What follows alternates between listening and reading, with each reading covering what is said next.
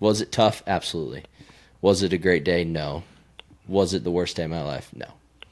Yeah. So like it's tough because you give it all to that sport for so long. But I think going back to my freshman year when I realized it wasn't my identity, if I still found my identity in this game, then it would have been. Yeah. But the fact that I was able to move past that before it was my last day, I think that's what helped me a lot.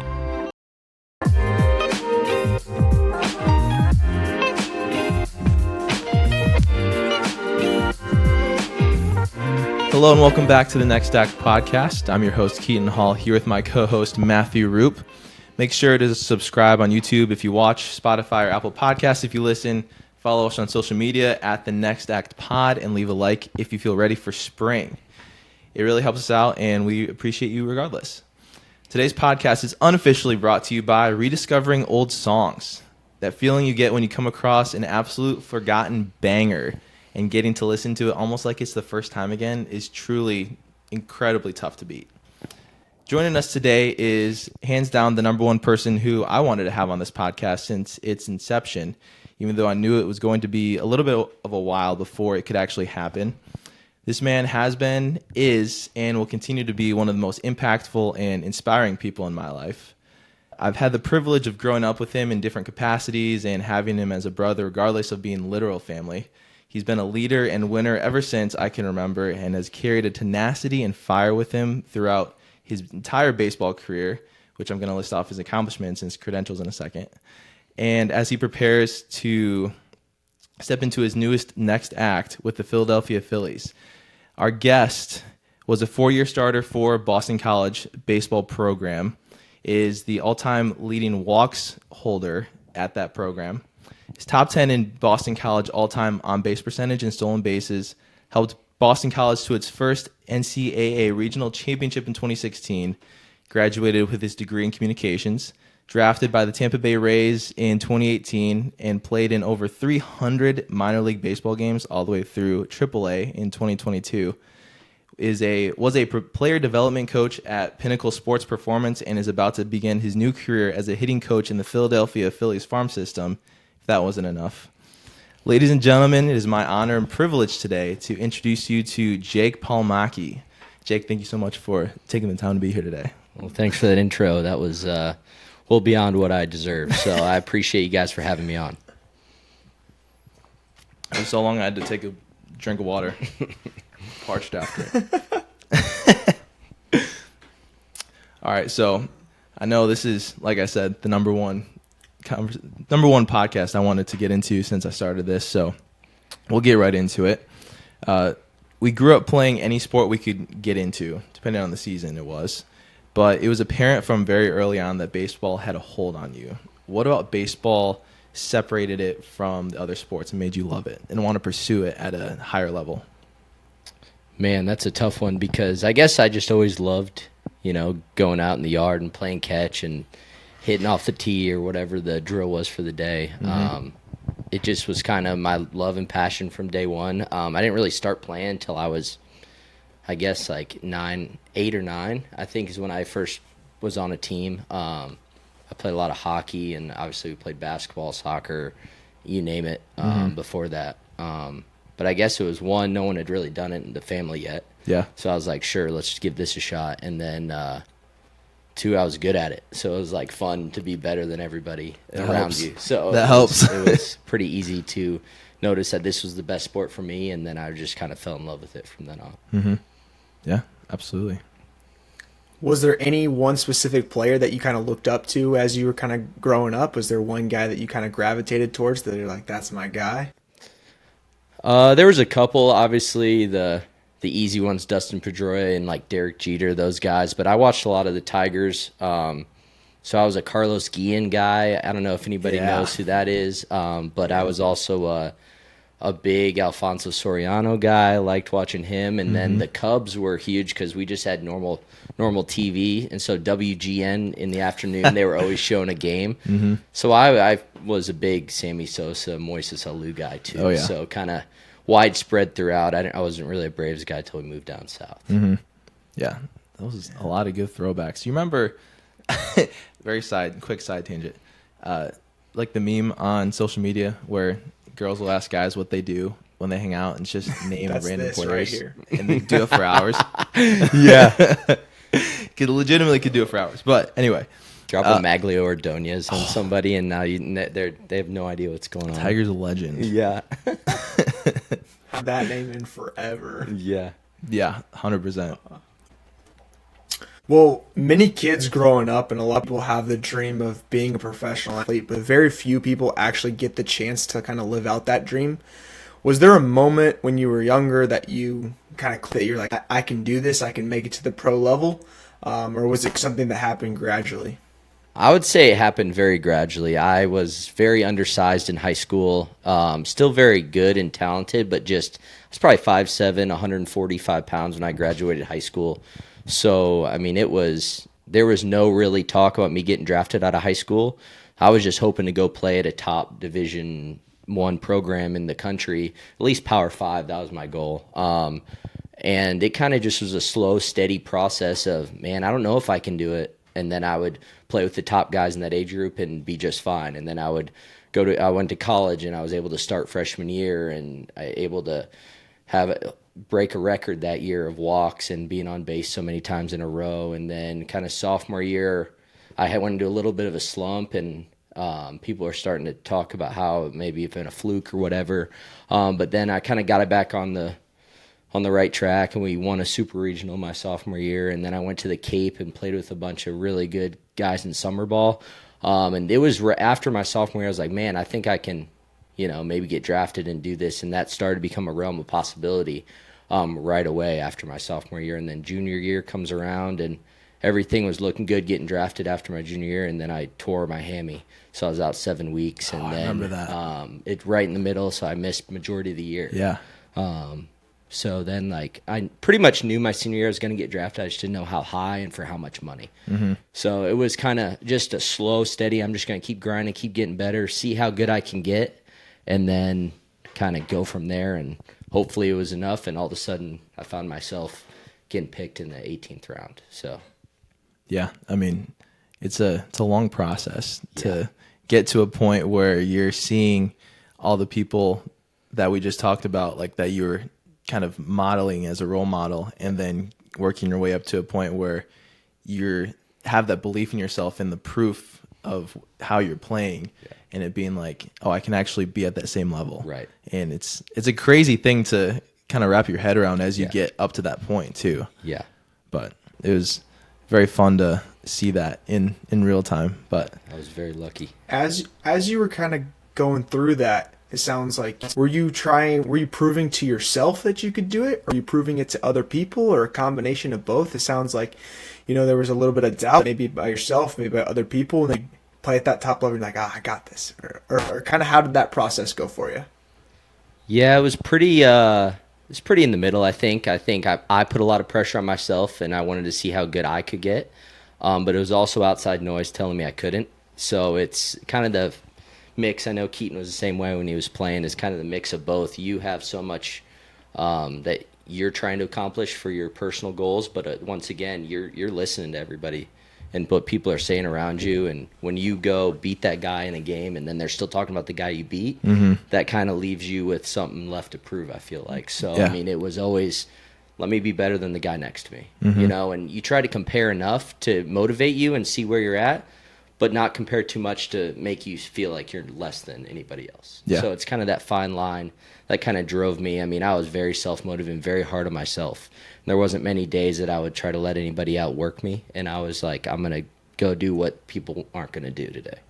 And that's what kind of got me to that next step every year, and I was just kind of got me to where I needed to be, and luckily I was in the right spot at the right time, and kind of though I was able to reap those benefits of all that hard work I put in. Yeah, absolutely. So as you grew up and as we grew up, sports was one of the main things in both of our lives, both from playing, but then we also love to watch it, and our families all love to be supportive of each other and then go out, and a lot of our schedules revolved around, all right, what time is practice, what time are games, and then for you and for all of us, like, what time are we going to go work out as we got older? So how much of your identity did you feel was tied to being a baseball player and being an athlete? Man, that's I mean, a lot of my life. I mean, it consumes you with so much. I mean, I don't think I was able. If I'm being honest with myself, it was probably freshman year of college where was finally like, this isn't my identity, even though because it was consuming me so much, you know. And I obviously big believer and like man of faith throughout high school, but I didn't really make it my own until freshman year, sophomore year of college, when Right. you get tested and you figure out what the real world's like, and you're not under your parents' roof anymore. But it was then where I'm like, you know, this can't define me. You know, otherwise it's going to be a long or very short career. You Right. know what I'm saying? Right. So freshman or sophomore year, I was like, man, I got to flip the switch and no, it's more about the man above and my family and everybody else. And it's not just my identity of baseball. Like people would always tell me baseball's going to go away, you know, even though it didn't feel like it was going away anytime soon. It was a very crucial part of my development, figuring out that, you know, if I break my leg tomorrow and I can't play again, I'm going to be just fine. Yeah. So it was probably not till college that I was able to understand that. So Yeah. hopefully that answered the question. Absolutely did. Yeah. When you say that, it's so relatable because as we're growing up and as we're trying to figure out what we're good at and the things that are going to bring us kind of validation almost, if you grow up playing sports, then a lot of that comes from, okay, I did well in today's game. Like, I feel good because everyone's telling me I did good. So then it's tough not to, but you naturally just derive so much of your self-worth and how much of your identity is based on how you would play. Because when I was growing up, and I'm sure when you were growing up too, if I didn't have a good game, then the rest of the day was awful. Didn't matter what was going on. Especially if it was like a big game, or there's a lot of car rides home that were pretty silent if didn't play the way we should, or we felt I knew I could. So having that realization, I mean, even the beginning of college compared to, you still had a lot of ball left in college, especially in college when you're on your own, like you were saying. Yeah.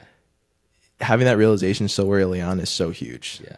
And I remember for me, it happened my freshman year and I called you. Yeah. I'm like, hey, like, 'cause I had that kind of moment of reckoning too. And I wasn't getting any sort of rotation look in practice. So now I was in a new position of I'm grinding every single day in a position and place I'm not used to. And I'm getting nowhere near what I thought I was going to get, like playing time wise. And this wasn't what I thought it was going to be. So it's so huge to have that early on, so you are able to adjust to that going forward. Yeah, and unfortunately, I think it comes a lot with failure and like not living up to your expectations, like you said, in order to find that what the meaning of life is technically. You know, what am I going to look towards if this isn't going to fulfill me? You know, as bad as that sounds, I mean, if you look for fulfillment in any game, you're going to be left empty-handed, even if you go win the Super Bowl or championship or the World Series or whatever it is. So I think that's when me and you both were realizing, man, this game's tough. Sports are tough. College is tough being away. And then you're like, oh, I'm good. You know, it's not who I am as a person. Yeah, exactly. So, but once you can figure that out, I feel like then your career just starts taking off, because you're like, all right, this is just, it's not second. It's still everything I'm going to focus on, but it's not everything I need to worry about that day. Yeah. You know? Yeah. A much lighter note, what's your favorite part of being a baseball player? Like, there's got to be some high notes in there. What was your favorite for just kind of encompassing all of it? Man, that's a loaded question. That's a tough one. I mean, I had a lot of great experiences, played with a lot of really, really talented players. I mean, high school was very fun just because I was able to go to 2 state championships back-to-back years. My senior year, I was pitching and hitting. And it was fun because I was doing really well and living up to all the expectations, all state, all everything, going to college. But then when I got to college, played against the Red Sox a couple times in spring training for them. So I got to play against Hanley Ramirez, David Ortiz, Dustin Pedroia. The first play first ball I got at short or second, I forget what I was playing. I think I was playing second. Hanley Ramirez hit a ball up the middle to me. I go backhand it. Pedroia's sliding in on me, and I throw it about 7 rows deep into the stands in front of about 25,000 people at JetBlue South in their spring training facility. So that still, like, I posted a picture on Instagram of me throwing that ball, and nobody had any clue that I threw it 7 rows deep. So all those memories of playing the Red Sox are amazing. I played at Fenway 3 or 4 times throughout my career. Those are amazing experiences. Winning the region at Ole Miss when we in college, that was amazing. And then going to Game 3 of a 1 game away from the College World Series my sophomore year, and getting into a benches clearing brawl with them is still probably one of the top memories in my baseball career. Yeah, that was awesome. And obviously there's more in pro ball, but those are the ones that stick out before then. Yeah, that Miami brawl was. I remember watching it. We were all at Grandma and Papa's house, and then they're like, "Oh, they got to come back," and they're like, "Are they like fighting on the first baseline?" Yeah. They're like, "Oh, there's Jake. He's going in." Yeah, you need to clip that in on the middle No, of this. 100%. In the middle of this, and show me barreling in on some of those guys. So that was a lot of fun. Yeah, that was awesome. One of my best friends to this day was on that Miami team, which is really funny. Oh, really? So Carl Chester. No way. Yeah, I talk to him probably minimum once a week. He just had a baby. He's a police officer in Texas now. So I didn't know he was on the Miami team. yeah, that's awesome. awesome. He'll be at my wedding. Nice. Yeah. That's awesome. That's great. So, what were some defining characteristics of who you were as a player in your career? Man, you guys love the hard ones, huh? Hey, that's why we're here. That's our job. Yeah, that's true. Rick, can you read that one more time? Who is it? So, when you were a player, what were some defining characteristics of who you were as a player? Yeah, I think I mentioned this earlier, but I tried to be as hardworking as possible. I had to be in order to stay relevant. And I mean, I wasn't one of those guys who's going to show up and be the most talented guy at the yard. I didn't have very much power. You know, it was hard for me to split a gap. So I was constantly trying to get stronger, trying to get bigger. My freshman year, I gained like 25 pounds, 30 pounds in college. So I was like, I'm going to get physical enough to play this game. So that was hardworking, definitely. Just always able to bounce back, not letting one at bat affect the next was very important for me to understand. And then always believing I was bigger than I was. Like I tried to play like I was 6'4", 225 pounds. Just because if I tricked myself into that mentality and could play that big and be that big on the field, it was going to directly correlate to me not being scared of anything or anybody. And I had to. I was undersized going into the ACC. I was playing at LSU, my first game ever. Alex Bregman's playing shortstop, and I'm 5'7", 5'8", 18 years old, 65 pounds, and like in Alex Box Stadium, there's 15,000 people, and I'm like, I'm gonna have to figure out some way to trick myself to understand that I know I could, but I had to believe it and do it in order to understand that I actually could. Yeah. So like. Those things were the biggest things that drove me, and then understanding where my power and all my skill came from, the man above. So those were kind of the big pillars that I was always living my life for and trying to, because I wanted to instill good habits in my real life, in my everyday life, and not just in sports. Yeah. I mean, that carryover is what we talk about a lot here. Yeah. So those are things that are huge in sport and directly correlate in life, like you said too. Yeah. Absolutely. Were those pillars, things that were instilled at you at a young age? Is that stuff Keaton was teaching in the backyard? Where did that stuff come from? A lot of it came from our grandparents, I think, and both our parents all were on the same page. But our grandpa was huge in instilling hard work. He was always working harder in every phase of life than we were, no matter what we were doing.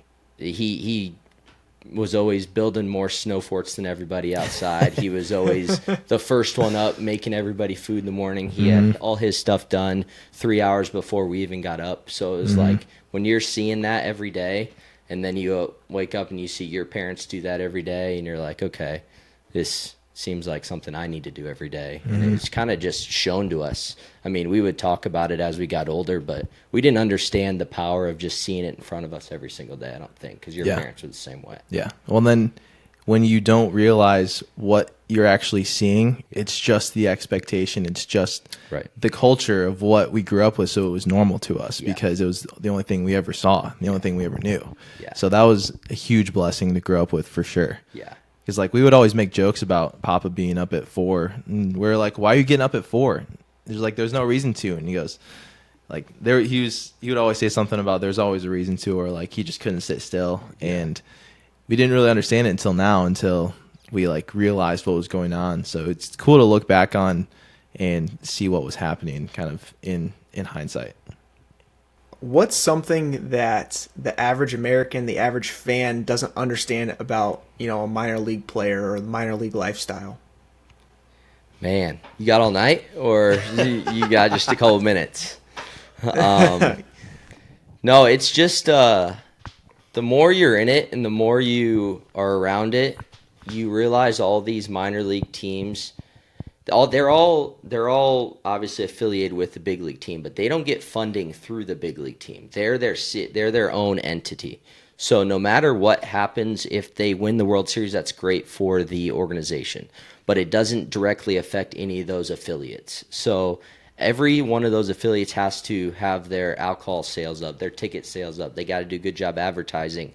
So your job every night is to go put on a show for the fans, and it's not a circus. It's not the Savannah Bananas, but you are expected to go out there and perform, and you're supposed to be on cue and alert and ready to go, not only for your personal career, but you are for between the hours of 6 and 10 o'clock, you got to be ready to go, and no one really understands that.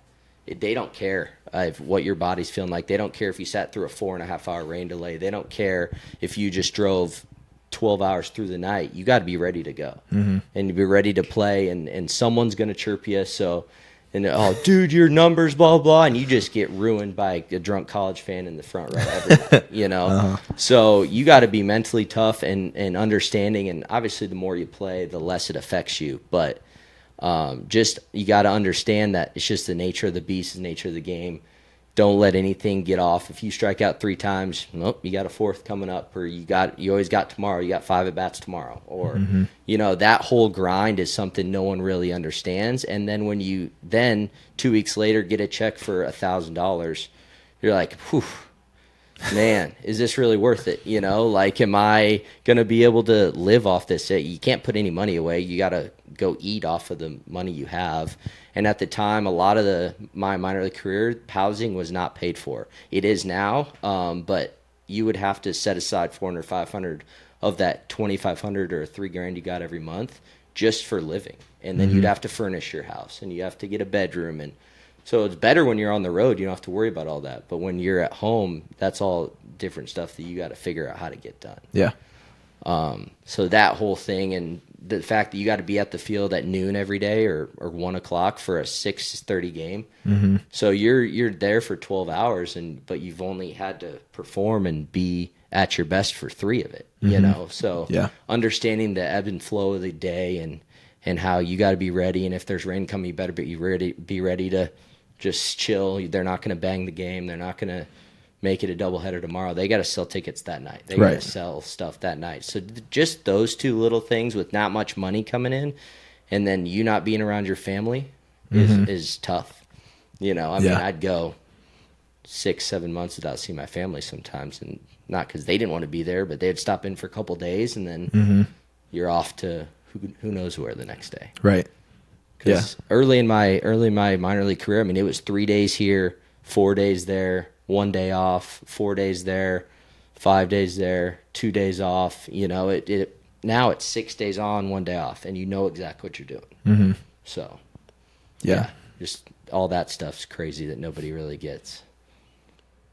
And that's just the tip of the iceberg. Yeah, I could write a book there. That could be a good seller, actually. Yeah, That's what I'm saying. The Memoirs of a Minor Leaguer. Untold stories. I mean, I remember once you got into the minor leagues, there were so many things that I would hear about that I had no idea about, because we grew up right next to the Lansing Lugnuts. So we had a minor league team that we thought we knew like was going on. Like, we would never really could get like a favorite player because there'd be new ones every single year. Sure. But seeing the player side of it, both from you and then you have a lot of friends that we get to know, like Ryan, and and so many other people that show that side of it and how it truly is 24/7. Yeah. Even though you get to the field, you only have to play one game a day, and so people might think, oh, you only have to work 3 hours a day. Sure. But it's such a big grind because you have to go all over the place, travel. So you're on all the time, and rest and recovery is such a huge part of performing throughout such a long season. Yeah. And if you're on a bus trying to sleep, then it makes it tough. So those Midwest League bus rides, when I was playing, I played for Bowling Green Hot Rod. So we came all the way from Kentucky all the way up to Lansing. Yeah. So like all down that stretch, I mean, there's 10, 12 hours of bus trips in there that you'd have to play for and then go through the night if you didn't have a day off the next day. And just, you're not on a sleeper bus either. You're just next to each other, like hoping that he'll fall asleep, or you have enough room, or you get the window, or, you know, and all that's brutal. And I'm glad they fixed all of it because, you know, and then AAA is not bad because you fly everywhere, you know, so that was, you feel like you're in the big leagues compared to the low A. Yeah, that's true. But yeah, all that stuff's crazy. And then they don't tell you that if you get paid a lot in the draft, you're obviously going to have stock in the team and you're going to play every single day. You know what I'm saying? I didn't get paid a lot in the draft, so they didn't have a lot of stock in me. So I would play maximum 3 times, 4 times a week to start, maybe. If you're playing bad, it goes down to 1 or 2. If you play good, it's up to 5 or 6. Yeah. You know? So it just... It's so up and down. Yeah, I mean, there's no predictability in it. So. Truly, what have you done for me lately? Yep, every day. Yeah. All right, so last question of your first act before we go into the transition in between. What is your favorite team you've ever played on? Tough question. Put you on the spot. Strictly team. Like my favorite team, all the guys. This is funny because this is the least amount I played my whole career. It was AA in Montgomery. I had the best guys, the best memories, and maybe that's why I liked it because I wasn't playing. So like maybe that's why I was able to get along with these guys so much. But I mean, it was brutal mentally because I wasn't in the lineup hardly. I mean, I think I played like 50 games out of 144 that year. It was nuts, and I was healthy the whole year. So I was like, one, we were loaded with talent, so it was tough to crack that lineup. I mean, we probably had 7 or 8 top 30 of our prospects on one team, and the Rays were loaded. We were the number 1 farm system at that time. So the Montgomery Biscuits in 2021 was my favorite team. Just so many characters, a lot of big leaguers on that team. Just some of my best friends, and we just had a blast all year. Yeah. So I mean, it was a lot of fun. I did a perfect stand. Remember that one? I do remember that. Yeah, we did. Have you heard of that one, Matt? The perfect, it's with when you stand. It's a standoff for the national anthem. Yep. Yeah, we did that. I did that through a whole 3.5 hour rain delay one time. So, yeah, that was amazing. Good. Yeah, those are the ones that stick with you. Yeah. That's impressive. That's a feat of mental toughness, and I mean, you're on the rain delay too, so it's physical too. Well, yeah, 30 minutes of the game was being played, and then 3 hours after that, the tarp was on the field, and I was still standing out there. No one was playing, so like I was just standing out there. Everyone left. It was just me and this other guy standing across from each other. Oh, that's so funny. Yeah, this JJ Munoz from somewhere in California. He was playing for the White Sox at the time. They're AA. But you won though. Yeah, won. It's worth it. Yeah. They canceled the game. They're like, the game's over. We're not playing the game that night. It's been raining so hard. We're not playing the game, and I'm still standing out there in my uniform. Like they carried me back towards the railing, and I'm sitting there like this. Top step. 3.5 hours. That's wild. Yeah. I forgot about that. Yeah. What a way to end your first act. Whew. So now going into transition to the transition period after your playing career. So the circumstances of your retirement were very unique and unfortunate. You went into the 2022-2023 offseason coming off of your best season at the highest level you had been at in your career. and you were expecting to sign a new deal with a handful of potential new teams. But then over the course of a slow off season, we weren't getting the offers that we were expecting. And then for whatever reason, the deal never came that we may never know. Probably will never know. So was it easier or more difficult knowing that you had done everything you possibly could and were at that level, as opposed to if the cleats were taken off your feet because you weren't good enough? Yeah, I think it was harder for me knowing I should be out there and I could be out there right now, but no one took a shot on me. And, that's what took me. I mean, it took me probably a year, year and a half to move on and, like, actually understand, like, hey, this is not what God's plan is for you. This is not where you're going to be this next, however long this next act takes you, And that was probably the hardest part of knowing that physically, I felt like I should be out there and I should be at big league camp and I should be knocking on the door of the big leagues, to not getting signed at all, not being offered any sort of contract. And then a few offers came later on, but they just kind of weren't what I was looking for at the time. So, yeah, probably just having that best year, hitting 300 in AAA, leading off every day, getting on SportsCenter's #1 play, like that. Like when you do all that in your mind, you're like, there's no chance I'm not going to play next year. Like, who wouldn't? And it just wasn't in the cards. The game's trending a different way, and God had other plans for me. Yeah. Sorry, a bit of Going a tougher question. Process. Yeah. Yeah. You said nothing's limits, so keep on going. Yeah. What did you learn going through that time in that process?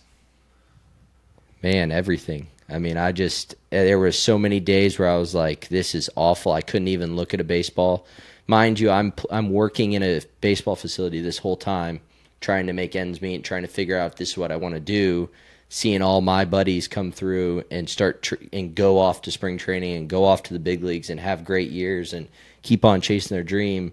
And then I'm just kind of left at the facility like, man, I guess this isn't in the cards for me, So it was a very emotional time, a lot of tears, a lot of pissed off days where I was trying to make sense of it all, and I just couldn't. So I just think being tested in so many different ways was the toughest part. Just like being able to enjoy my time home and being able to enjoy my time with my girlfriend and her family that I've never been able to do, being able to enjoy time with my family, my cousins and everybody, and go to weddings and not have anything get in the way was truly amazing for me to be able to do that during that season of life. But then knowing like I was still home in June when everybody else is playing and everyone's like, hey, why aren't you playing? What happened? Why didn't you get signed? You didn't want to go play? And I got that question like probably 50 times that summer. And I'm like, man, I just want to punch you. First reaction, like I'm sick and tired of hearing it. Like, but it really taught me, it's not on my time. It's not on my terms. I have zero say. I can work as hard as I want. I can play as good as I want, and it can be over tomorrow. Like my last day in Oklahoma City when we were playing against the Dodgers in AAA, last at bat hit a double to stay above 300, and I was like, man, great going in the off season. Can't wait to do it again next year. And that was my last at bat ever. So, and it's just like, thank goodness I ended on a good swing and good at bat. And, and obviously it wouldn't have mattered if I didn't, but just constantly having that thought in the back of my mind, like, Lord, why was it not why didn't you want me to go do that? Like, I felt like I had so much more to give, and just constantly hearing people like not understand why I was still home was the toughest part of probably that whole summer. Yeah. No, 100%. I apologize if that was like too in it, but I remember I wanted to ask you that question because I was able to see up close, like right there during the entire time, and I saw how you carried yourself throughout that entire process and how amazing it was seeing you come out on the other side of it, having something as monumental as the dream that you moved across the country for, and get to that level and have it truly be like just not in the cards and not in God's will for it. So it was, I know a lot of people will be able to, if not relate to, be able to take encouragement and inspiration from that. Yeah. So I appreciate you for sharing that for sure. That's why we wait a year or 2 years after you're done playing so you can ask questions like that. Mm-hmm. That don't bother me at all. Yeah. No, for sure. Good. Yeah, well, I appreciate that. Like it wasn't as easy, I guess, as it seemed, but it was. I mean, Well, I knew it wasn't easy. Yeah, but I mean, every day was a grind. Yeah, I didn't know how I was going to wake up happy or sad or mm-hmm. mad or whatever. But it was just, it really helped me find that I was meant to help other people. Still in this game, I still had something to give, even though my playing days were over. Mm-hmm. So yeah, and my body hurt a lot that last year. Like it was starting to break down. So maybe it was God saving me from a big time injury or whatever. Yeah. So I don't know. Could be. Yeah. Well, it's a question from Papa, specifically from him. Okay. He said, several years ago, you said that, quote, the day I can't play baseball will be the worst day of my life, end quote. Although your next act is still in the world of baseball, was there a moment where you felt that after you were done playing? And if yes, how did you jump over that feeling? I mean, that probably didn't. I mean, it was a day in the facility where I was hitting, and I was like, you know what? It's May or June. People are gone. I'm just gonna stop unless somebody calls. Mm-hmm. And it took me that whole day. I was in and out of tears like all day. Yeah. You know, and just trying to hold it together and trying to figure out how not to be mad. And so I was. I mean, you say that when you're in the thick of it, you're like, it'd be the worst day ever. It wasn't. It was just another day, you know. Obviously, it was terrible. Mm-hmm. You know, it's not the worst day. I mean, it is a terrible day, but it's not the worst day of your life. Your life will go on, mm-hmm. you know. And there's many big things ahead of you to look forward to, even though sports are over. Yeah, you know, like you have just as much excitement getting out. At least I do, getting up out of bed today as I did when I was middle of my playing career. Mm-hmm. So. That's me being a novice little boy, not knowing what's to come. But was it tough? Absolutely. Was it a great day? No. Was it the worst day of my life? No. Yeah. You know, so like it's tough because you give it all to that sport for so long. But I think going back to my freshman year when I realized it wasn't my identity, if I still found my identity in this game, then it would have been. Yeah. But the fact that I was able to move past that before it was my last day, I think that's what helped me a lot. Mm-hmm. Yeah, that's huge. Yeah. Did you have a group of people, maybe it was an idea or a thought, something that you kind of were able to hold on to as you kind of were going through this whole process? Just Keaton and my brother, and then Summy, and obviously my girlfriend and my parents were big in all that. But, I mean, I was still living with Keaton and Summy during this whole time. So every day I'd come back and we would talk and kind of decompress what was going on. And, hey, any offers today? No. What does it look like? Blah, blah. So the fact that I could talk through all that with these guys right next to me and my girlfriend in my corner the whole time, I mean, it was very, very healthy for me to be able to talk through all that. I feel like if I didn't have those guys and Riley next to me, it would have been tougher because I would have had to just keep it inside. I wouldn't have had anybody to just kind of let loose, you know, because I would let stuff fly. I mean, I would be pissed off. I'd be cussing if I was angry or whatever. So that was huge for me. Yeah, I remember those. Because it's such a unexpected thing, and being able to, my girlfriend Sydney gets mad at me all the time for this, but being able to process stuff while it's happening and then take a step back and like kind of realize what's happening and having someone to talk out all those feelings and the thoughts and the processes that you have to go through in order to stick in the storm and then not run from it and then stay there and get to the other side of it in a healthy way is huge. Yeah. So it was big because Jake Summy obviously has been on this podcast and he's already been through that whole process. So I was leaning on him. No, you've been through this whole process. So I was leaning on you guys like, hey, how'd you feel? What am I going to feel? What do I need to lean into and how do I overcome it? as Right. simple. You know, obviously everyone's got their own terms. I'm sure, Matt, you had your own terms with it too. But it does help when someone's in your corner. It's been through that. No need to panic there, you know. Yeah, for sure.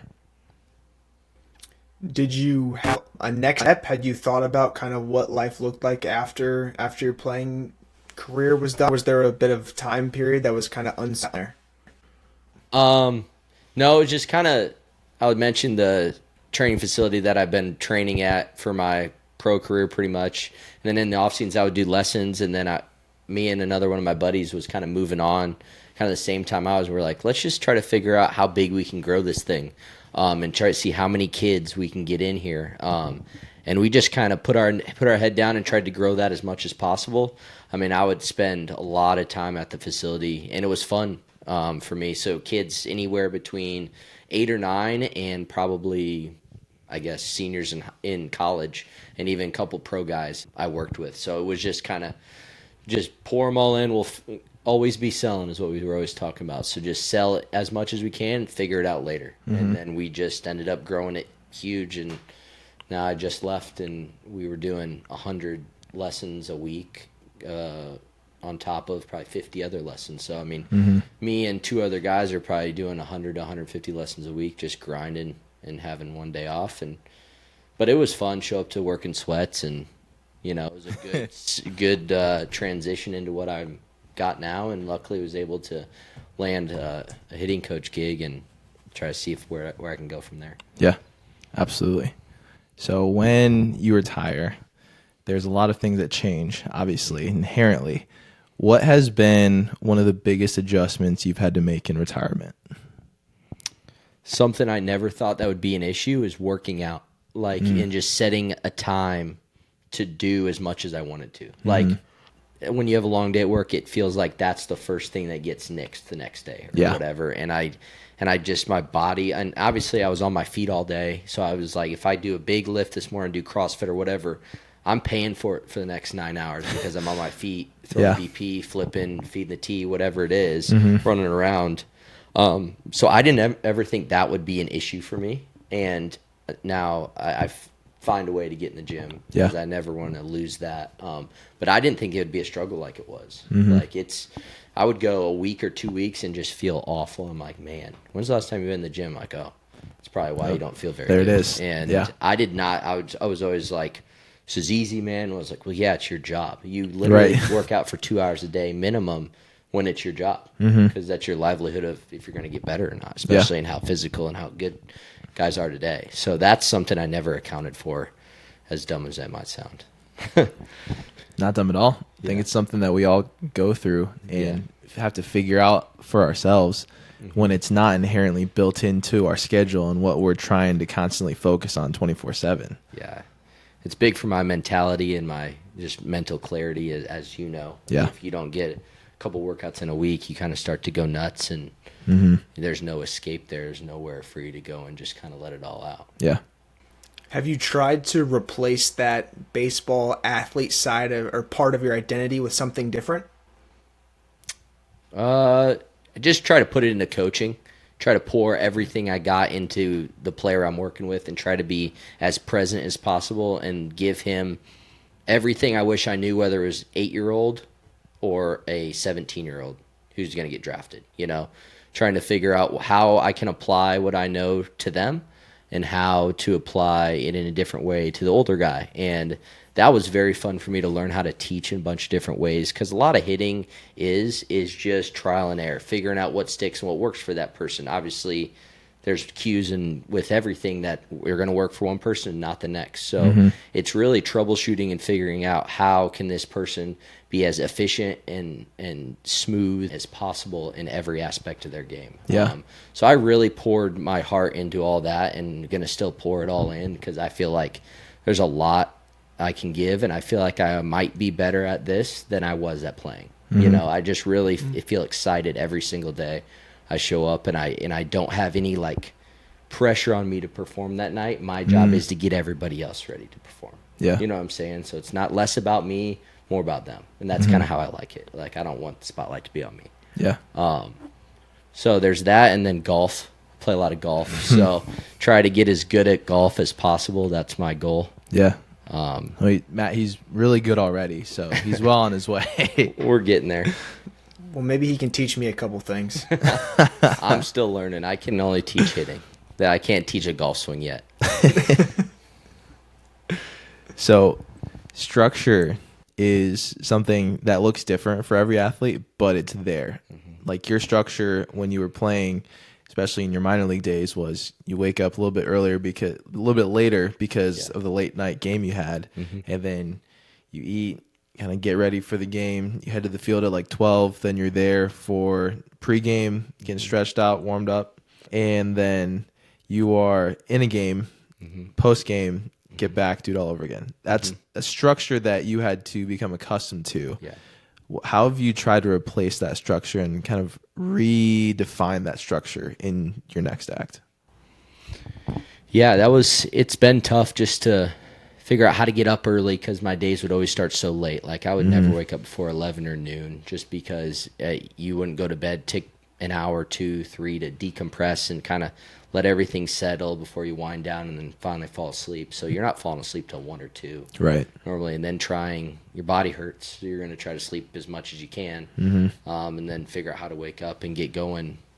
And later on, it was tough to have a lot of conversations with people. Like after you're ready to talk to a bunch of people after the game, and everyone's asleep. Especially, Right. Especially if you're in Salt Lake City, Right. and then everybody's been asleep for 2.5 hours on the East Coast. So that was different. So now transferring to this phase of life, like trying to get up at like 7 or 8 every morning, trying to have my time where I get up my quiet time, have my coffee, do some reading or whatever it may be, cook some breakfast, get a workout in, go get to work, and then figure out a way to, when you get home, to decompress, and if it's a good or bad day, throw it out the window, be present for my girlfriend and whatever else needs to be done that night. If something, you need to go cook dinner, or you need to go hang some pictures, or you gotta go have family dinner, or go help somebody with something. It's obviously more less dependent on what you got to do that day. Like you have your certain stuff done, but then just being available to help other people, or kind of being able to adjust if something's not exactly how the routine normally is. So that's just been a little bit of a transition. Yeah, absolutely. So, and making time for people you care about, especially when you live close to them, always trying to have something going on. I'm not too good at sitting around, so going and making your priorities and hanging out with some people. Looking back on your career, was there a lesson or a characteristic that you developed from playing pro ball that helped you deal with the uncertainty after your playing career was done? Yeah, just kind of in the grand scheme of things, just knowing it's not about you, and it's a lot of it, like I've been saying, there's only so much you can control. So control what you can control. If you're not in the lineup, suck it up. Go figure out a way to get your teammates better, or go if it's not directly correlated to you, try to figure out a way where you can still be productive that day. Just because you're not in the lineup or you didn't get 3 hits that night doesn't mean it's a bad night. Yeah. Or a bad day, or if it's day game, or if it's an off day, just trying to figure out how to be productive in a way for your personal life, even if it doesn't go the way you want it to. And that's just kind of happened as I got into pro ball and got through college, and no like light bulb moment where I was like, oh, this is something I really got to hold on to. Just kind of gradually understanding the process of behind the scenes, and knowing that there's only so much you can do at the end of the day. And if you put your head on the pillow that night and you gave it all you had, then that was all you could do. Yeah, it's like Papa says, all you can do is all you can do, and That's all you right. can do is enough. That's right. If you So- sit there at night and try to figure like out that. ways that you could have done things differently, you're going to drive yourself nuts, especially in baseball. So I was going to say, I think you picked the perfect sport that helps you kind of translate into the next phase, right? It's a super cliche, but it's the game of failure, right? You go 3 for 10 and you're a Hall of Famer. And so you had to figure out how to deal with on a day-to-day basis. And also, like, I don't know if a lot of people understand, but like how streaky it was. Like, there'll probably be days where you're 9 for 10, 3 walks, and then, the next week you don't see it and you're hitting the ball just as hard as just going right at people. So I think a lot of your mindset might actually just be because of the sport you picked, which is kind of crazy to say that, like, how just going about just playing every day is maybe how you think about things, just because you had to stay sane. That's how you had to think of things. Yeah, you hit the nail on the head there. I mean, it's every day's a grind, and you'll drive yourself nuts if you try to make sense of it all. So, I mean, everybody's like, yeah, it'll even out. The hits will fall. You hit 3 hard line drives. You'll hit a couple bloopers here and there. It doesn't. It never evens out. And I believe that maybe year to year, in your whole career, maybe it'll even out. But year to year, it doesn't. There'll be years you're hitting screamers and having nothing to show for it. Yeah. And then the next year you'll have a bunch of bloopers and you're hitting 350 and you're like, I really don't feel that good right now. But I'm gonna take 350 right now. I'll tell you that. So it's like no one understands that until you go through it. And then you put so much weight on getting a hit that you lose sight of everything. So really understanding how to be in the present every single day and not look ahead or behind me was very important for me to understand. And I didn't really figure that out until after AA and just actually living by what I thought, Yeah, because it's easy to say all the things and all the right words, but it's a lot tougher to actually put it into practice, especially when a moment does get big and you are feeling all the pressure, and being able to dissociate from it, take a step back, and then remind yourself of those principles is tough to do, but it's huge to do. Yeah. I mean, the transition from 2021 to 2022 was nuts, and then 2022 to 2023 was even crazier in a completely different way. So those 2.5, 3 years there, really, these last couple of years have shaped who I am and what matters to me now. Yeah, absolutely. So, yeah. That's awesome. So going into your next act, as you're currently in it, still a lot of things that are going to be unfolding here soon, especially. Yeah. But there's an uncommon amount of time and energy that is required to develop yourself into a professional athlete, which often comes at the expense of other areas in your life. What does balance mean to you, and how do you think that will change in the future? Yeah, I'm learning that valuable work-life balance right now. When you're playing, it's not really work. It's not, you have to put in so much time. Right. There's no work-life balance. You just do it. Yep. But this last year, I was able to figure out that day was really long. Probably don't need days like that, But I was so worried about building for the future and how much money can I make right now? How successful can I be right now this month?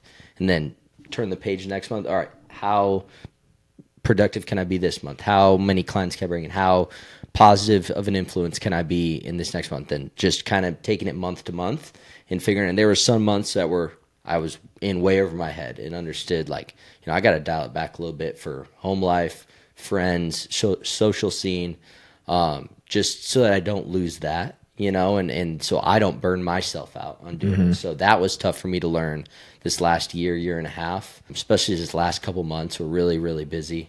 And I'm sure you're a king of a busy season, so you understand what that's all about. But yeah, balance is huge. It's everything, Obviously, it's important to have balance in your life, but also I'm a guy that's always going to push that fine line there of balance and hard work in my next act. Yeah. So when I go down to Florida, I'm going to be at the facility more than I probably should be, or more than they even want me there, especially starting a new gig. For sure. I want to be chased out of that facility. Yeah. If anybody needs something, I want to be the guy, hey, I'm going to be there. What do you need? Because there's no other way to work your way up in a program, or an organization or whatever that might be. For sure. So I'm okay with the first couple years of whatever you do, if it's new, to have less balance.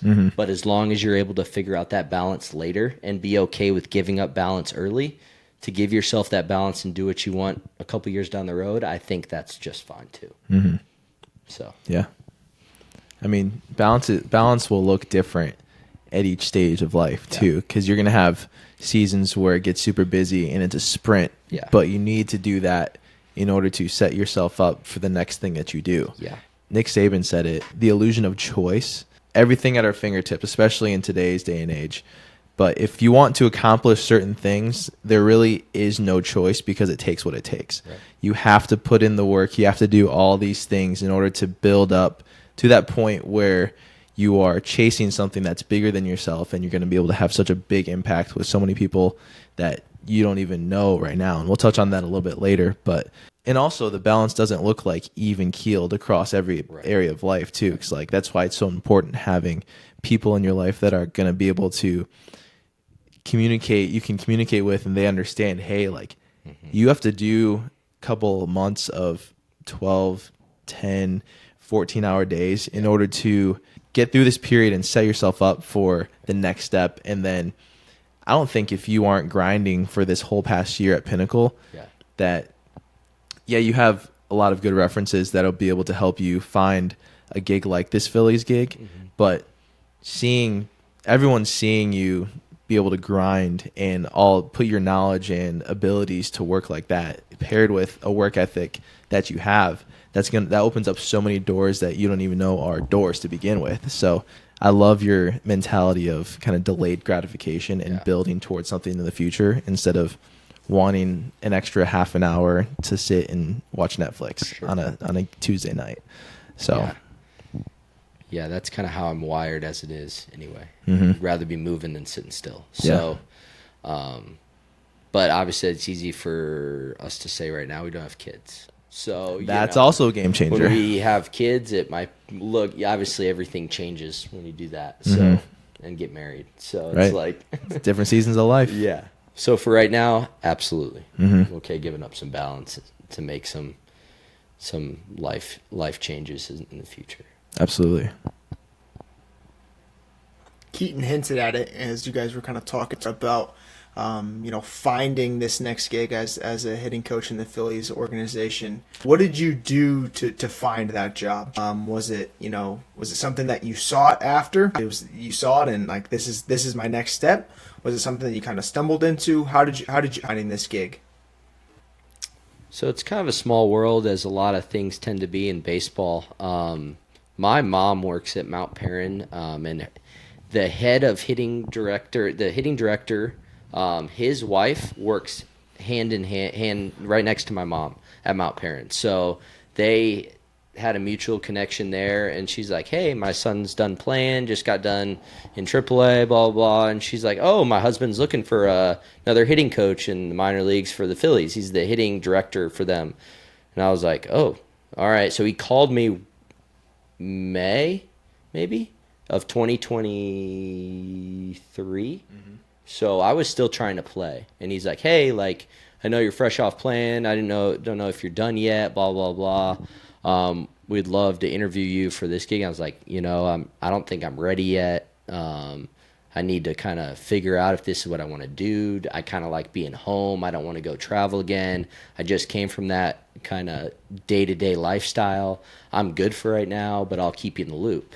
Well, like 6 months goes by, he calls me again, and he was, or maybe even longer, 8 months goes by, calls me again and is like, hey, like, have you thought any more about, coaching? You want to go have some lunch? I was like, okay, what's the harm in going to getting a bite? And so I really liked how he was talking about everything.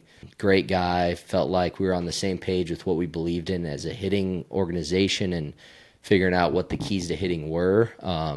And then had 2 or 3 more Zoom call interviews with higher ups, and then ended up kind of getting the gig. But throughout the whole process, I was kind of praying, if it's meant to be here, let it be. If not, don't let me get the job. And that kind of happened for a month and a half, 2 months, and then kind of fell in my lap, and figured, got to go now if I'm going to try it. Yeah. So figure out if I actually want to do this side of baseball, and if I like where I'm at, good, keep working. If not, can always come back to doing what I was doing. Looking back on that situation now, and you talked about it a little bit earlier about, kind of understanding God's plan. You think that first phone call was kind of a hint, like this might be kind of nudging in the right way? Do you kind of feel that now that you look back on it?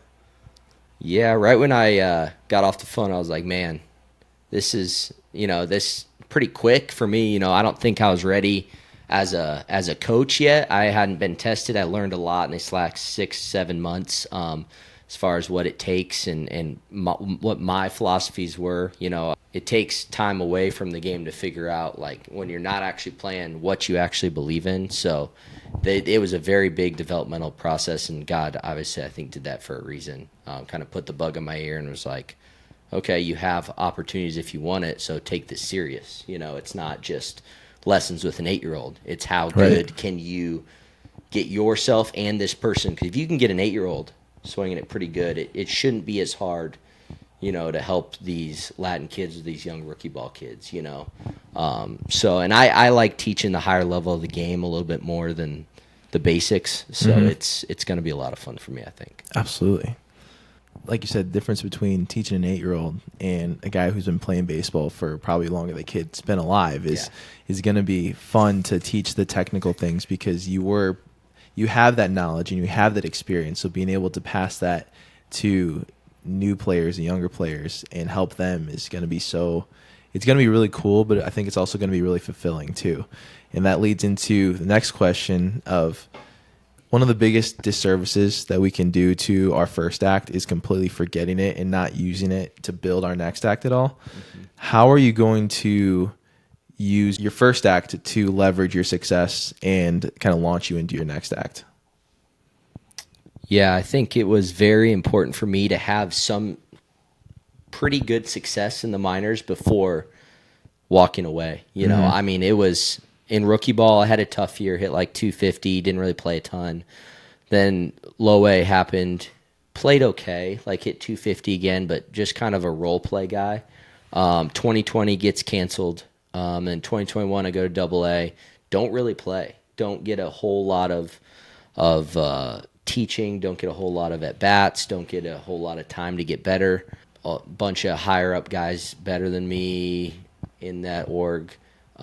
And then I get released, at the end of that year, or coming in spring training in 2022. I'm like, well, dude, I don't believe anything. I don't know what I believe. I don't know if this way I think about hitting works. It hasn't worked for me. And so I go back home and train for 2, 3, 4 weeks, and I get in the cage and I'm like, man, this is the best I've ever felt. Why? I wonder, why'd I get released? Like, I feel like I could do this. So I get picked up by the Angels, go to rookie ball, and I've never been to like extended spring training where I'm just with a bunch of Latin kids. They're all 16, 17, really good players, but I'm 26 years old. Right. So, and I'm like, dude, I'm living in another room with this guy in a twin bed, and I'm eating pizza rolls and nuggets out of the fridge, out of the freezer. Right. And then I have an Olipop here, free advertising, to wash it all down because my stomach felt so bad that night. Yeah. So I was like, I'm eating all this crap food because I don't have any money, but then I'm, helping it digest with some probiotics. And then I ended up going to AAA and hitting 300. And, that was so important for me, my self-belief in what I was doing, just because it helped me understand, I can do this. I know what I'm talking about. It does work when you buy in and get enough at bats. So that gave me the utmost confidence to go from that season to teaching what I teach, and I knew exactly the way I was going to teach it after that. Yep. But also in Double A, I was kind of a hitting coach, even though I wasn't really playing. No one really liked our hitting coach that much. So I was helping, and he was fine. Like, he was fine. Just he rubbed people the wrong way. I still talk to him to this day. Great dude. But just wasn't the philosophy everybody was needing. And he was very harsh on what he was going to teach. And so I was kind of that middleman, helping. I think he's talking about this, so I would translate it to this in your swing, not necessarily do exactly what he's saying. Right. So I was kind of that bridge of an assistant hitting coach, even though I didn't get any pay or credit for doing that. All the guys on the team knew. Yeah. So I was getting a lot of people come to me, and that's when I kind of first understood, hey, this might be the path for me. So it's kind of a long-winded answer all the way around. But. No, that's great.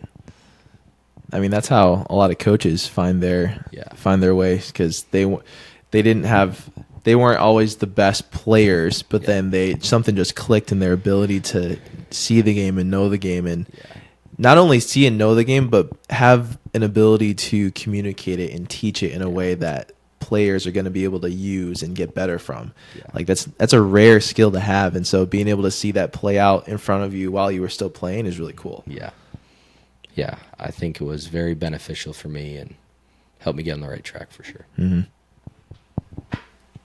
Oftentimes in your playing career, like, success is very definite, right? You know exactly what was successful and what's not. Has your definition of success changed as you've now transitioned into new act? Yes and no. I feel like success in baseball is, from an outsider's view, it's hitting the ball and getting a hit, right? I guess inside baseball, it's barrel percentage. How many times can you find the middle of the barrel and hit it as hard as you can? That kind of measures success in the minor leagues. Like, a lot of people have 3 pillars they talk about.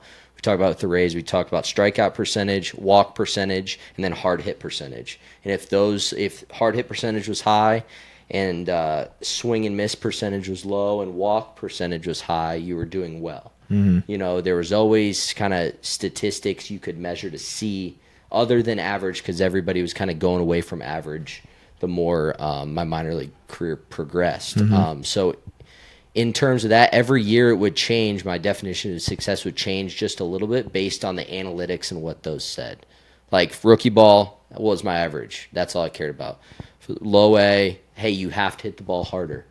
What is your average exit velocity off the barrel? So that was what changed then. And then COVID hit. Just tried to get as big as possible and try to hit the ball as hard as possible. And that didn't work, because hitting the ball worse.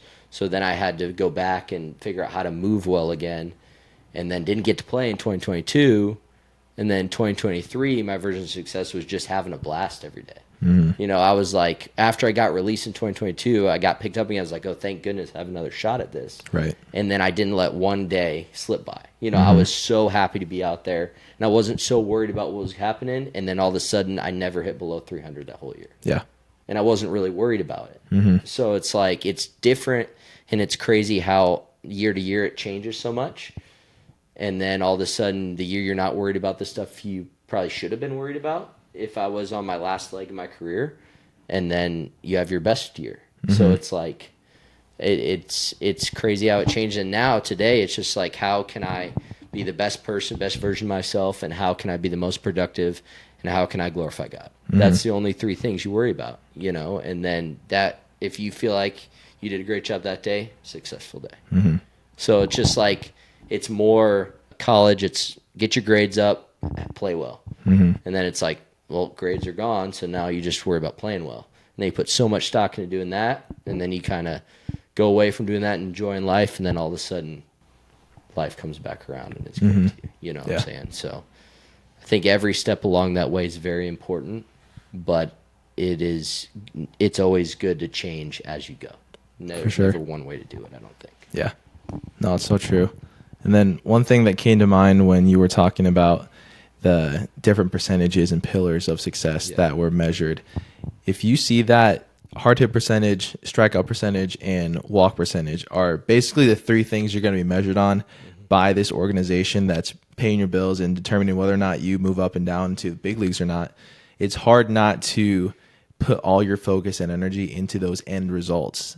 But it sounded like things switched up for you and got better for you when you were out there. You weren't worried about the percentages and the end results. You were there enjoying every moment and allowing yourself to be good at the process of what you were good at. And then when you take care of the things that lead into those percentages and those end results, that's typically when the results follow into what you were chasing in the first place, but you're having a lot better time doing it because you're focused on doing the actual things in the process instead of just trying to chase after a end result.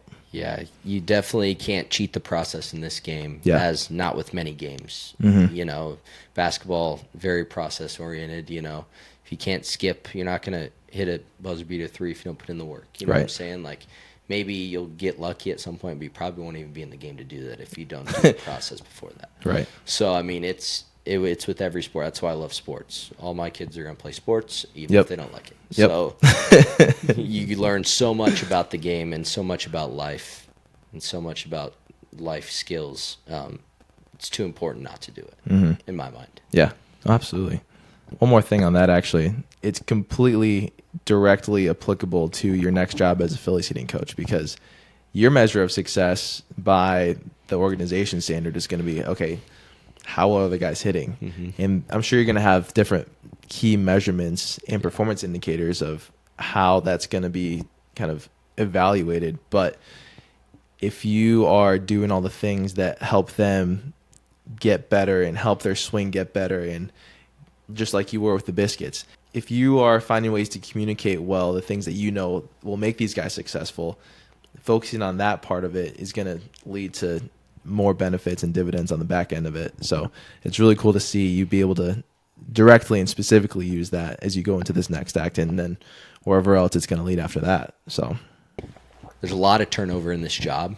Yeah. So like there's always new coming. If you don't do a good job, your team's not hitting well, you're probably gone. You know, it's a little bit different in the lower levels just because so much developmental with that aspect. And I don't even know if I'm going to have much say. You know, it's just my job to translate from the higher down. Yeah. Like, hey, this is what the higher ups are telling us. We got to hone in on this. That's true. You know what I'm saying? So I'm just a piece right now. But if you just do a good job with what you're given, you're going to be given more. So It's true. It's a great point. There's also a lot of turnover with like the play that you're going to be dealing with too, right? Like you're going to get a fresh group all the time, Yeah. and then within each of those individual players, like you're looking at like very slight nuances in their swings and that kind of stuff. So like you have to be super detail oriented in that. So obviously, how do you take what you did with your swing and try to translate it into what you're doing now with these guys? yeah. Does that make sense? Yeah, definitely. I mean, in baseball, there's so many different ways and philosophies to get the job done. You know what I'm saying? So everybody swings different. It's pretty much going to be what it is. But if you can do a couple things a little bit more efficient, move more efficient, have control of the barrel more efficiently, and control your body, that's going to help you be as productive as possible in the box and help you get to that fastball as many times as you can. But I'm pretty late. I don't have there's not one way to do everything. You know what I'm saying? Everybody has so many different ways to do it. You know, like Hunter Pence, that guy figured it out in the big leagues and was able to be around for a long time. It's true. He doesn't look like Mike Trout. Yeah. You know what I'm saying? So like, and now those are different players, but there's a lot of different ways to get it done. So like, I'm not going to sit here and try to tell all these guys, hey, you got to change all this because that's not going to work. You know, it might work. I don't know. I'd be more inclined to change an approach. What are we looking for here? Are we being aggressive enough? Are we passive? Are we seeing too many pitches here? Are you sitting on a different pitch? Like, where are you looking in the zone? Are you on time or are you late? So many hitters are late, and then they go to their swing. It's like, well, there's nothing you can analyze in your swing because even if the swing's perfect, you're still late. Right. So it's like, I'd rather have you on time and swinging at good pitches than anything to do with your swing. Yeah, that's true. So, like, I'm super excited to get out of a cage and go see people do it in a game because I've been in a cage for a year and a half. Yeah. And I haven't gotten out on the field. I don't even go get to see a lot of my guys that I teach. I just see video and then hear from their parents how they're doing. Right. So I'm excited to actually put a plan together, have an analytical process you go by, figure out percentage of sliders versus curveballs, heaters versus splitters in the zone, and go try to attack out on a field, you know, and teach a group of hitters to, hey, let's go be aggressive today and don't miss a fastball. Yeah. You know. Oh, that's awesome. I love that distinction between the mechanics and the approach. Yeah. Like, that's sweet. Especially higher up, like, because it gets lost. Like, so many people are like, is this right? I'm going to try to be perfect. No, dude, go compete. Don't worry about your swing right now. Yeah. So. I love it. Yeah. That's great. So with sports, especially at your level, there are defined goals and directions that everyone works toward that help shape the daily structure and actions that you'll take in a given time. After that's over, finding that new guiding direction is one of the most difficult things to replicate in your next act. What are some things that you've done to help you find that new long-term direction? It was a little bit different in this last job just because it was just you were going to get the same thing done every day, whether you were kind of locked in or just kind of there, but although your coworkers and the people you're working with can definitely tell a difference. Yeah. You know what I'm saying? So my job every day there was to make sure I'm crisp, I'm ready to go, I'm giving you everything I got, like I was telling you earlier, and just make sure if there's something we can fix that day, get a little bit better at what we're working on. Yeah. Get that 1%, 2% better, and find a couple more barrels that day than we did the day before. Because if I see a hitter in the cage and I've been working with you for 3 months and we do a certain drill and it's still bad, like I'm going to be pretty upset because we've been working on it for so long. Right. But the moment I see it to come into fruition, I'm like, that's the move right there. Try to figure out how to repeat that move as many times as possible. And if that hitter can't feel that one thing, it's going to be, or a couple things that they need to feel, then it's going to be very hard for them to understand what they have to do moving forward. Like, I know what you're telling me, but I can't feel that, and I don't know how to do it. Right. So it's a long process, and every day I was trying to just figure out how to get one more kid understanding the process that day. And that was just kind of an internal goal, and like that would help fulfill me that day to, like, oh, I got something done. I'm working towards, we're getting better. Now with the Phillies, it's going to be, let's go in some baseball games. Let's go hit above 300 as a team. Let's go figure out how good we can be that day and how successful we can be and how good of a team and teammates we can be and go win a championship, because we can go win a championship in the FCL. Right. So rookie ball, you're going to play other teams in that area, and let's go beat them as much as we can. And let's go be a force, and let's show them that the Phillies got dudes here, Yeah. and that we're going to be in the big leagues here soon. Because the early part's going to be a lot of spring training kids, a lot of American kids, and then between like April and June, July, it's going to be a lot of Latin American kids. Yeah. And a lot of like a couple college kids, but a lot of high school Latin American kids. And then you go to August and September. Now my job's the brand new draft class. So it's like I'm full-time at the spring training facility, but that's where all the development happens. Right. A lot of the time close to home. So that's why they wanted me to move down there full-time, just so I could be around the facility and help with whatever need be. Also with rehab guys. So like if anybody gets hurt, it's going to be my job to keep them moving and like get them on a certain plan, I think. So, but yeah, so that's the biggest thing. Just how good can we be that day as a hitter and a player and as a team, I guess. Yeah. Because that'll directly affect my job if my players are doing a good job. It's true. No, that's great. What's one thing that you developed into your identity through your playing career that you've now carried over into your everyday identity, whether it's as a cousin, a brother, hats that you kind of fill on a day-to-day basis? What's something that baseball has kind of thrown into the fold there? Just not taking a day for granted. Just being able to be present and not look behind you or in front of you, and just try to be where your feet are that day, positively influence who you're with, and what you got for that day. If you start stressing too far in the future, you lose sight of what's in the now. And that's what I learned a lot in college, especially, and in high school. I mean, there's a couple days where I just kind of so worried about getting to college that I wasn't really present that day in high school. Then you look back, and high school is the best time ever. You're like, why was I so worried about college? Or why was I so worried about pro ball when college was so awesome right in front of me? You know what I'm saying? So that every single year, that was a thing. Or I look back like, man, it's over already.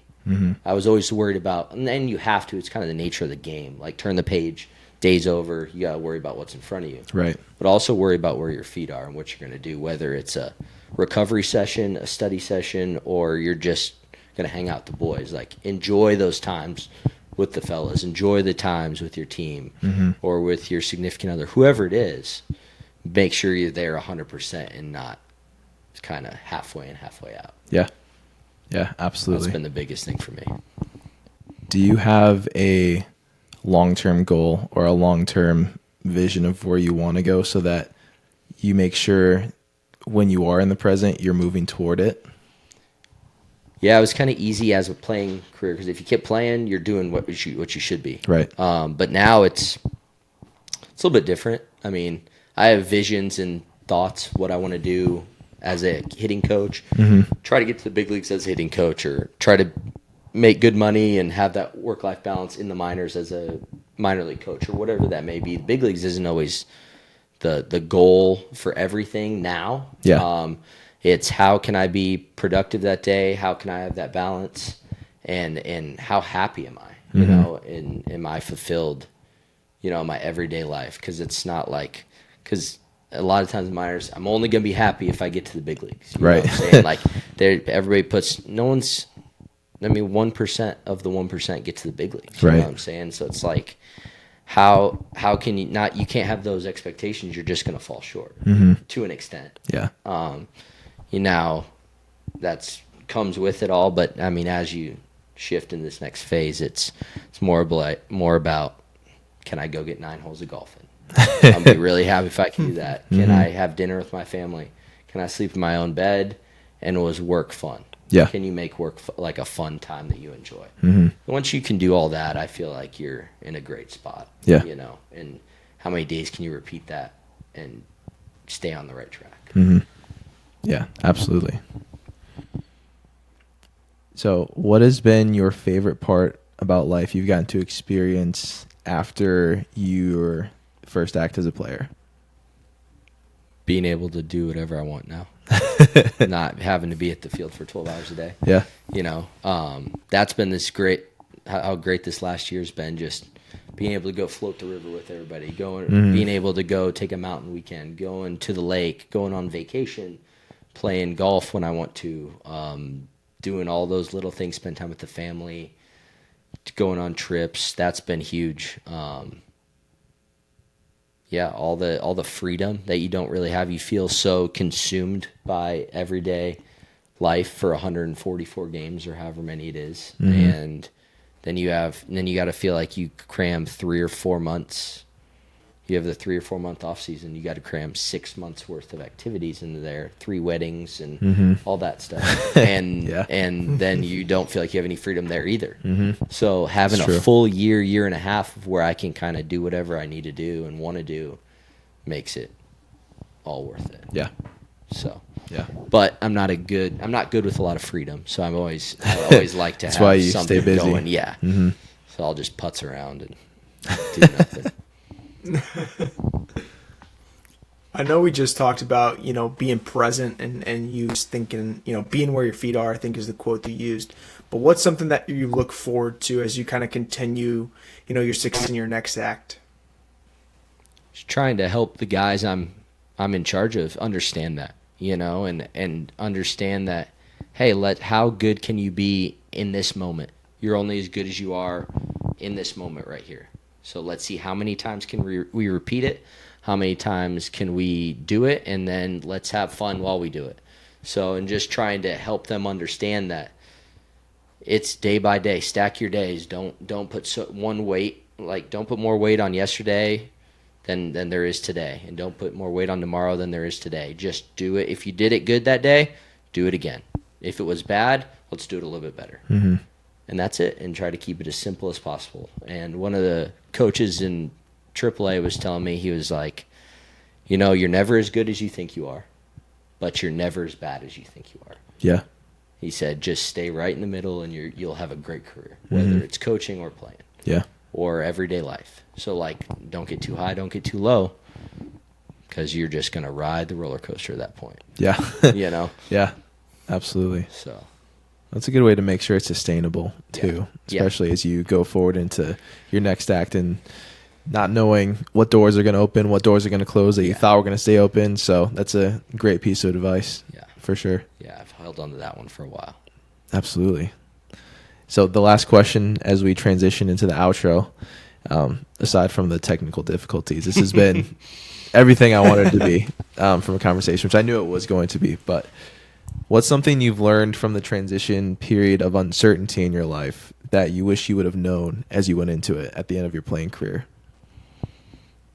I mean, just echoing again, like, the moment's never as big as you think it is. Like, just enjoy it while you're in it. Like, if you don't get the hit, if you don't deliver the game-winning basket, if you don't make the play, The sun's going to come up tomorrow. And like being on the field and being on the stage and on the court or whatever it is, like you feel you're like, when you miss a ground ball or you swing and miss and strike out, you're like, man, everybody's looking at me. It's my fault, and no one really cares. Right.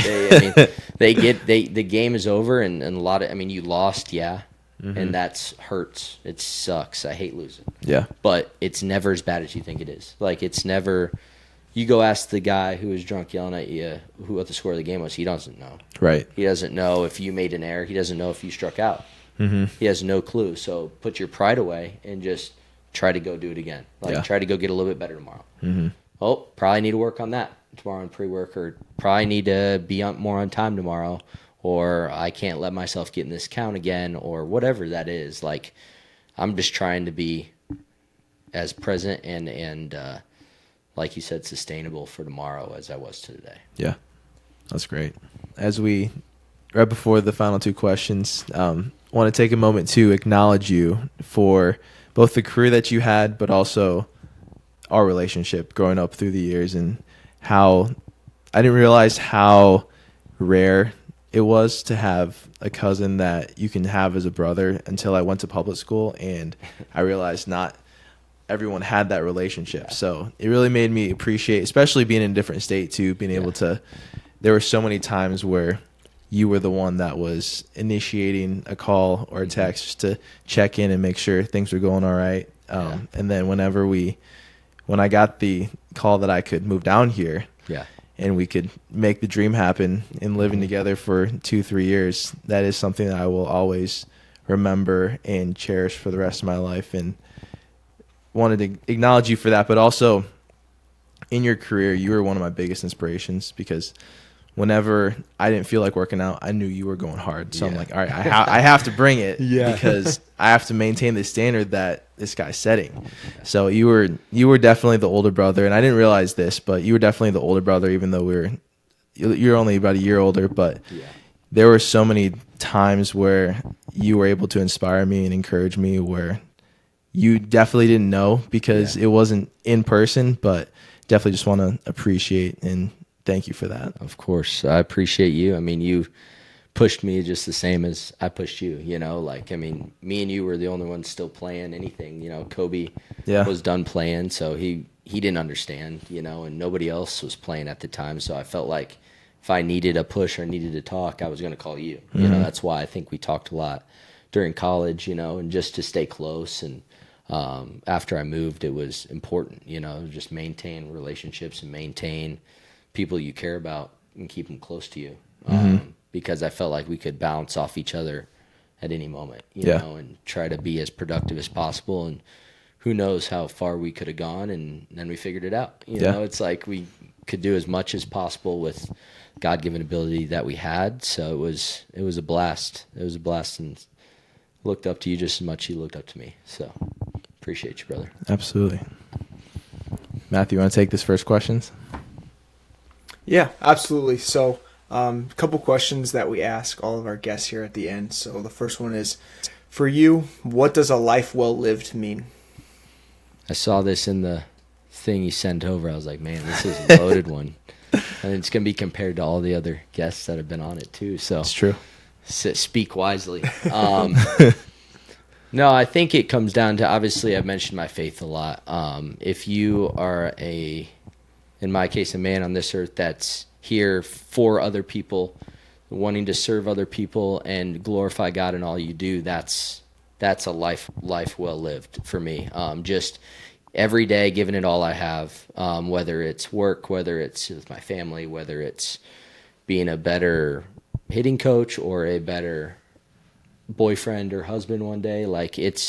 I just want to be as good of a person and as productive as possible in this time on earth. And I don't want to waste one day when I had a regret about anything. I want to make sure that everything I do every day is for a purpose, and obviously God's got plans, so you can only do so much. But if I give you everything I got that day and I listen and I'm faithful, I feel like that's going to end in a result of me having a life well lived. Mm-hmm. I love it. So this one is a bit similar, but to give context to this last question, there are a lot of people in my experience that I would interact with in like high school and college. Wasn't great friends with them, but would interact with them every now and then I've gotten a couple texts kind of multiple months or years removed after the fact, and whether it's like sliding up on a story on Instagram or a text, and they said that they remembered me for a certain way and it really helped them in a way I didn't even think about or didn't think was possible. So with that, in kind of that regard, how do you want to be remembered by others? Whether it's someone that you know for your entire life, or a parent or a kid, 8-year-old that took one lesson from you. Like, what's something that you want everyone to take away, remember Jake Palomaki by? Well, I mean, no matter what happens, I want to make sure that I'm humble, hardworking, and do everything with a purpose. So I want to make sure that, like, my high school coach brought this up the other day, and he was telling the whole team, I guess, how every time we would run our last lap around the field, I was almost always throwing up.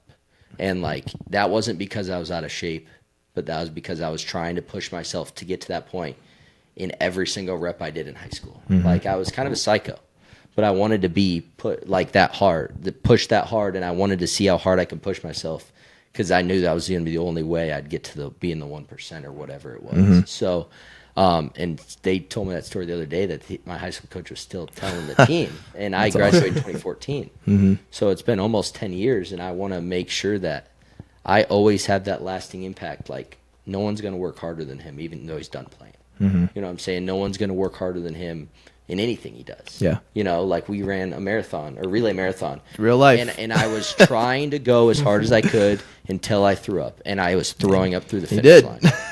And one of my buddies, Colin, was like, "Why'd you do that?" I was like, "I was just trying to go as fast as I could." I didn't know any other way to do it. So, like, if there's anything that I need to be, I want to be remembered by, it's that. Like, he will go the extra mile.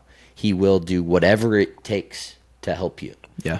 And he will be faithful and a good disciple of the Lord. So, like, if I can do those things and I'm remembered by that, it can take me tomorrow. You know what I'm saying? Yeah. So, like, I want to impact as many people as I can, and I feel like baseball has given me a direct lane to do that. I mean, you said you were going to be compared to all the others. I mean, that's a great bid right there. Yeah. Stacks up there with the rest of them. 100%. Ladies and gentlemen, that is the one and only Jake Palomaki. If you are listening this far, go listen again. If you're not listening this far, you won't hear this anyway. But we appreciate you for sticking with us this far. 2024 is going to be a big year. Jake, I appreciate you so much. This was phenomenal. I can't wait to go listen back to this and edit it. Well, hopefully you guys, you know, if you're still listening, you take away from it, because there's plenty to take from Jake here. Thank you guys for having me on. This was awesome. Dude. I'm truly honored to be able to do this. So can't wait to do it in a few more years after you're into your next act. Yeah. Once you enter the Tigers. Yeah, that's right. Well, for me, my name is Keaton Hall, and my co-host Matthew Roop. Let's make sure the best is still yet to come.